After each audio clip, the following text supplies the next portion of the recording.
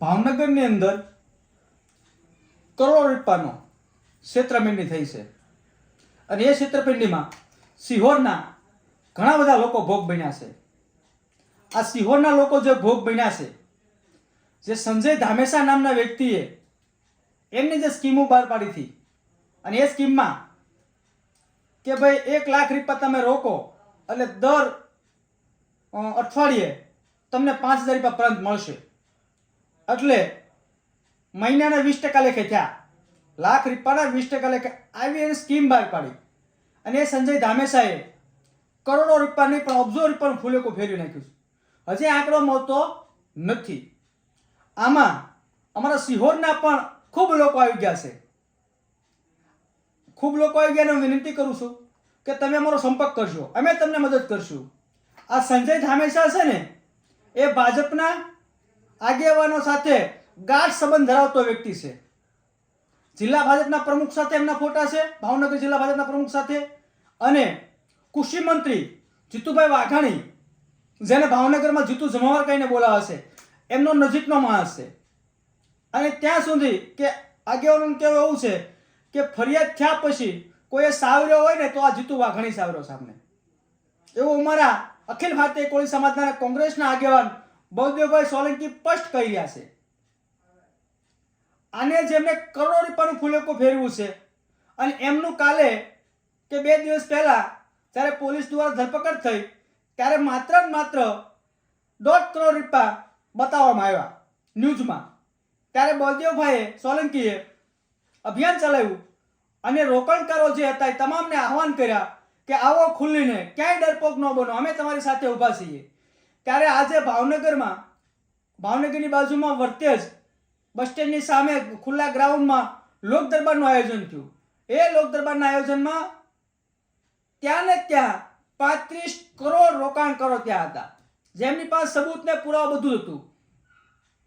એટલે ત્યાંથી લઈ અને તમામ લોકોને લઈ અને અમે અને બળદેવભાઈ સહિતના આગેવાનો અને કોળી સમાજના સહિત આગેવાનો સહિત ત્યાં અન્ય જ્ઞાતિના આગેવાનો અને કોંગ્રેસના આગેવાનો સહિત એલસીબી ઓફિસે પહોંચ્યા.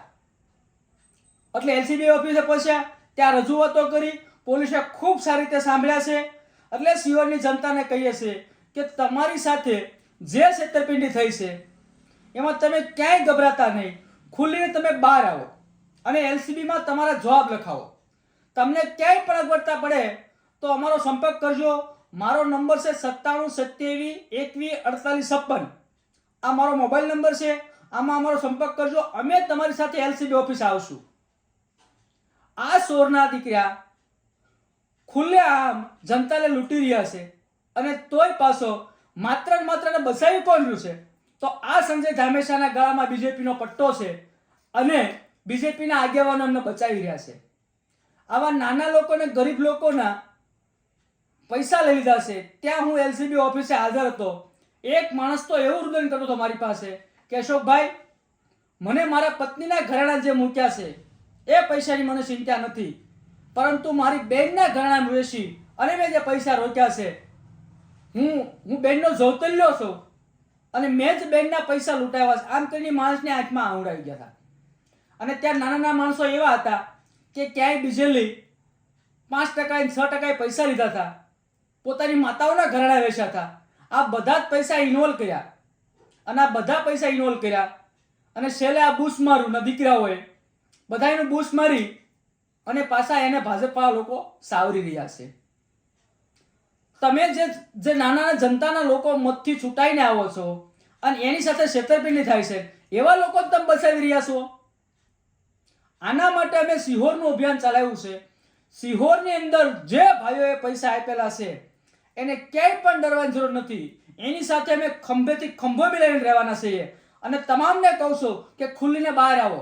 તમે પોલીસથી ના બીવો, તમે એલસીબીથી ના બીવો. એલસીબીએ આપણને ખુલ્લું કીધું છે કે તમે ખુલ્લા બહાર આવો. આ સંજય ધામેસાના 3 દિવસના રિમાન્ડ મંજૂર થયા છે, બાકી રહ્યા છે 2 દિવસ આપણી પાસે. તો આ રિમાન્ડ દરમિયાનમાં આપણે પોલીસને સામેથી કહેવું પડશે. પોલીસ આપણને પૂરેપૂરો સહયોગ આપવાની છે. એટલે તમે એવી બીક ન રાખતા કે હું અશોકભાઈ મકવાણા છું અને મેં 5 લાખ રૂપિયા સંજયભાઈ ધામેસાને આપ્યા છે તો એ 5 લાખ રૂપિયા હું ક્યાંથી લાવ્યો છું, એ તમે ચિંતા નહીં કરતા. તમે જ્યાંથી લાવ્યા નથી, તમે સંજય ધામેચાને આપ્યા, તમારી પાસે પુરાવા હોય તે તમામ એકત્રિત કરી અને જે પૈસા આપ્યા છે એ તમામ પૈસાના રેકોર્ડ ત્યાં અમે તમારી સાથે આવશું, લખાવો. અને સંજય ધામેચાની નીચે જે એજન્ટો હતા એ એજન્ટોને પણ છોડવા નથી. તમને જે એજન્ટો લાલચ આપી હોય એ તમામ માથે ગુના દાખલ કરાવવાના છે. એટલે તમે ખુલીને બહાર આવો. તમે એક ફર ખુલીને બહાર આવશો ને તો આ સંજય ધામેચા જેવો વ્યક્તિ પેદાશ નહીં થાય. અને આ ભાજપના લોકો ક્ષેત્ર છે ને એને જે સાવરી રહ્યા છે ને એ બંધ થશે. પણ તમારે ખુલીને બહાર આવવું પડશે. તમે ખુલીને બહાર આવો, અમે તમારો ખંભો બનીને ઊભા છીએ. તમે મારો સંપર્ક કરજો અથવા અમારા રણજીતસિંહ મોરી ખાંભા એમનો સંપર્ક કરજો, સુરેશભાઈ ચૌહાણ એમનો સંપર્ક કરજો, અમારા કોઈ પણ આગેવાનો સંપર્ક કરજો. અમે તમારી સાથે ખંભેથી ખંભો મિલાઈને આવવાના છીએ. તમે ડરપોક નહીં બનો. આવા લોકોએ જે છેતરપિંડી કરી છે એમને સજા થવી જોઈએ અને મૂળ બહાર આવવું જોઈએ. જે કરવાની થઈ છે તે કોર્ટ જે નિર્ણય લે તે આપણે સર્વ માન્ય રાખવો પડશે, પરંતુ આવા લોકો સામે આવવું પડશે. તમે હિંમત હાર્યા વગર બહાર આવો. અમે તમારી સાથે બેઠા છીએ. કોઈને ગભરાવાની જરૂર નથી. ક્યાંય પણ ગભરાતા નહીં. તમને કોઈ પોલીસ પ્રેશર કરે કે કોઈ આવારા તત્વ પ્રેશર કરે તો પણ અમને કહેજો. અમે તમારી સાથે ખંભેથી ખંભો લઈને ઊભા છીએ. ન્યાયની વાતમાં ઊભું રહેવું પડે, ન્યાયની વાતમાં લડવું પડશે. તમે જે પૈસાનો રોકાણ કર્યો છે તમે ન્યાયની વાતમાં નહીં ઊભા રહ્યો તો આવા લોકો બેફામ ફાટી પડવાના છે અને ભાજપ આજ એને સાવરવાના છે. કેમ કે ભાજપની આ સૌરાષ્ટ્રની ચૂંટણીઓમાં ખૂબ કામ કર્યું છે, ખૂબ પૈસા આપ્યા છે. મારા તમારા પૈસા લૂંટી અને એને આપ્યા છે. અને આપ્યા હોય તો જ ભાજપ સાવરતું હોય, નકર ભાજપ સાવરે નહીં.